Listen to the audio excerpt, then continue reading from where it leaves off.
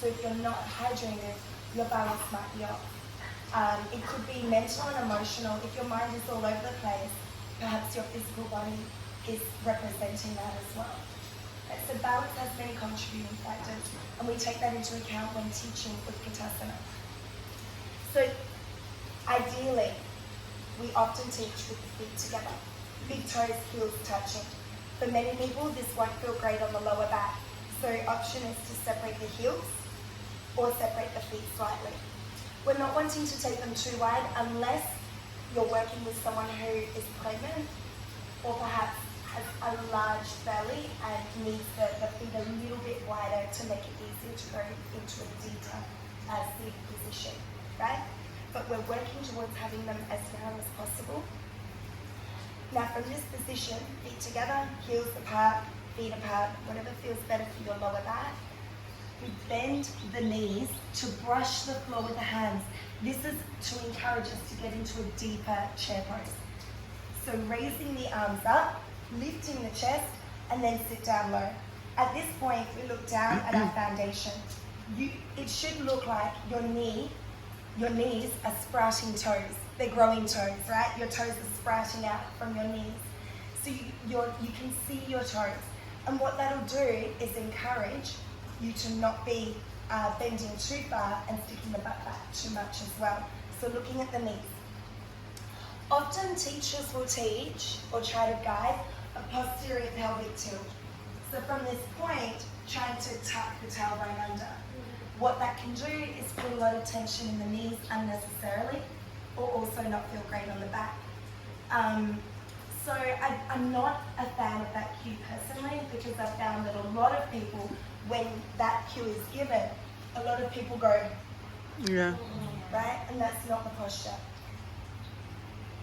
Cue the weight.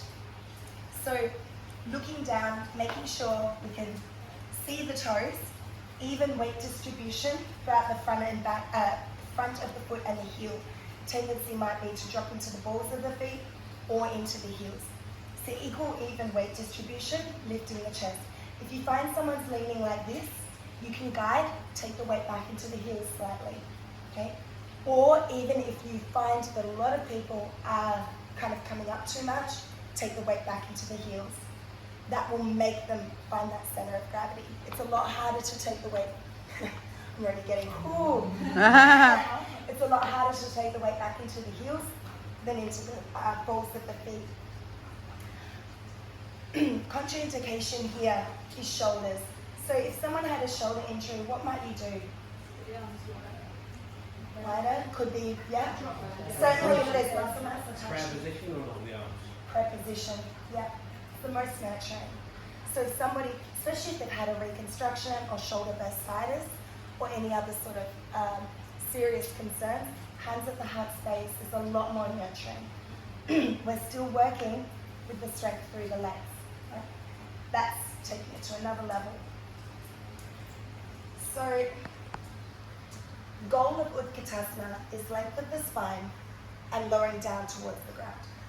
But we're not wanting to be in this position hanging out on the joints, because I could sit here for so long, right? This is easy. What we're wanting to do is find that strength, feel that fierce pose, feel the heat. So the weight is slightly back into the heels or equal even weight distribution, so long as you're not lifting the heels or dropping too far forward.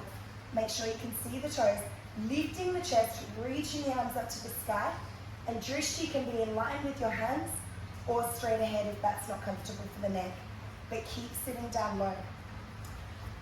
What often happens, especially if the feet are apart, is the knees splay out to the side. So check that out with your students as well, and check it out with yourself. Make sure that your toes aren't turning out and you're not getting into the squatting position. You want your, if anything, toes turned in. That's why the first option given is feet together, heels apart, or slightly apart. Okay? Just encouraging slightly. People will go to where they need to support their body, but make sure the toes are not turned out. If anything, toes turned in, encouraging bringing the big toes together to avoid the knees splaying out to the side. Do we need to push the knees together, actively push the knees together or not? You don't. No. You don't. That can be given as a guide to work with that heat, fire and energy in Utkatasana. But actually when cueing through this posture, that wouldn't necessarily be a focus unless you're wanting that to be a focus point. Just to maybe stop them, people spreading their knees out. Yeah, if you see that happening, for sure. Sure, okay. Yeah. And also one more question, if I may. Yeah. When I do this pose, it really hurts my back, and I've got SI joint something. I don't know what it is, but I think it's SI joint.